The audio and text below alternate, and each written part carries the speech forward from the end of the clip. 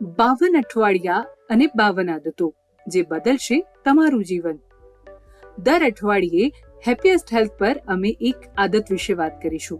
જો તમે તેને તમારા જીવનમાં ઉતારશો તો 1 વર્ષમાં તમે વધુ સ્વસ્થ બનશો. હેબિટ 70 આ અઠવાડિયાની એટલે કે 17મી આદત છે કે અપનાવો એક સરળ પાવરફુલ બોડી વર્કઆઉટ. જો તમે એક એવું વર્કઆઉટ શોધી રહ્યા છો જે સરળ તો હોય જ સાથે જ અસરકારક પણ હોય, તો આજે આપણે એવા જ એક વર્કઆઉટ વિશે જાણીશું. ડેડ હેંગ એ આદિકાલથી પ્રેક્ટિસ કરાયેલી સૌથી જૂની ફૂલ બોડી મૂવમેન્ટમાંથી એક છે. આપણા પૂર્વજો ટેકો લેતી વખતે ખોરાક શોધવા માટે, સલામતી માટે અને ચઢાણ દરમિયાન ઝાડની ડાળીઓ પકડી લેતા. આ આદતે તેમના શરીરના ઉપરના ભાગને ગ્રીપ એટલે કે પકડને મજબૂતાઈ આપી અને સ્ફૂર્તિ પણ આપી. હવે આ પ્રાઇમરી સ્ટ્રેચને તમે તમારા ફિટનેસ રૂટીનમાં પાછું લાવી શકો છો, જેથી તમારું શરીર તમારો આભાર માનશે. ડેડ હેંગ કેવી રીતે કરવું? એક મજબૂત ઓવરહેડ બારની નીચે ઊભા રહો, તેને પકડો અને તમારા પગને જમીનની તરફ નીચે આવવા દો, એટલે કે બાર પર લટકો અને તમારા પંજાને જમીન તરફ સ્ટ્રેચ કરો. નાની શરૂઆત કરો, જેમ કે 10 સેકન્ડ સ્થિર શ્વાસ સાથે. જેમ જેમ તમે કમ્ફર્ટેબલ થાવ તેમ તેમ ધીમે ધીમે સમય વધારો. બસ આટલું જ કરવાનું છે. સરળ છે ને? આ આપણને કેવી રીતે મદદ કરશે? ડેડ હેંગ એક સાથે અનેક સ્નાયુઓ માટે અસરકારક છે. ખંભા, વાંસાનો ઉપરનો ભાગ, હાથ, કાંડા, કોર અને તમારી કરોડરજ્જુ સાથેના સ્નાયુઓ માટે પણ. તે કોમ્પ્લિકેટેડ સ્ટેપ્સ કે મશીન વગર પણ આખા શરીર માટેનું એક સ્ટ્રેચિંગ છે.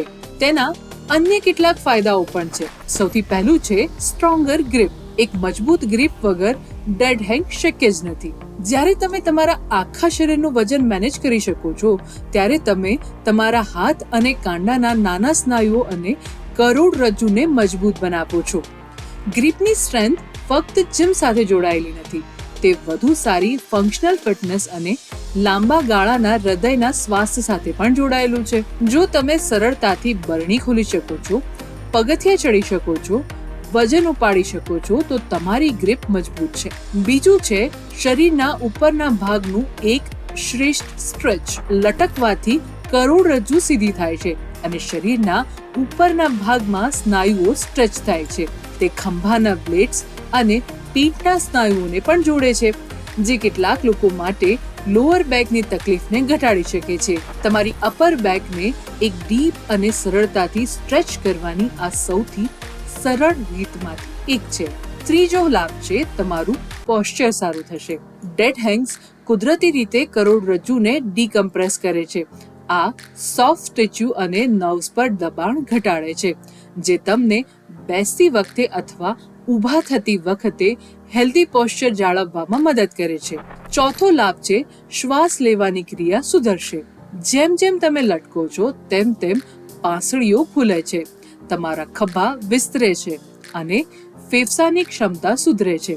સમય જતાં ડેડ હેંગ્સ તમને ઊંડા શ્વાસ લેવામાં અને વધુ ઓક્સિજન લેવામાં મદદ કરી શકે છે, જે તમારો સ્ટેમિના વધારશે. આટલું ધ્યાન રાખો. યોગ્ય ઊંચાઈએ મજબૂત અને સારી રીતે ફિટ થયેલા બારનો ઉપયોગ કરો. જો તમે શીખી રહ્યા છો તો પ્રશિક્ષિત વ્યક્તિની દેખરેખ હેઠળ જ આ પ્રેક્ટિસ કરો. આંચકાજનક મૂવમેન્ટ ટાળો.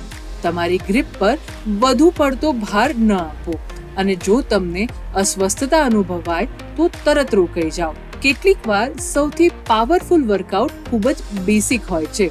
દિવસમાં બસ થોડી સેકન્ડ માટે આ કરો, જેથી શરીર ધીમે ધીમે હળવું છતાં મજબૂત બનશે. આવા જ ઇન્ટરેસ્ટિંગ વિડીયો જોવા માટે હેપીએસ્ટ હેલ્થ ગુજરાતીને સબસ્ક્રાઇબ કરો.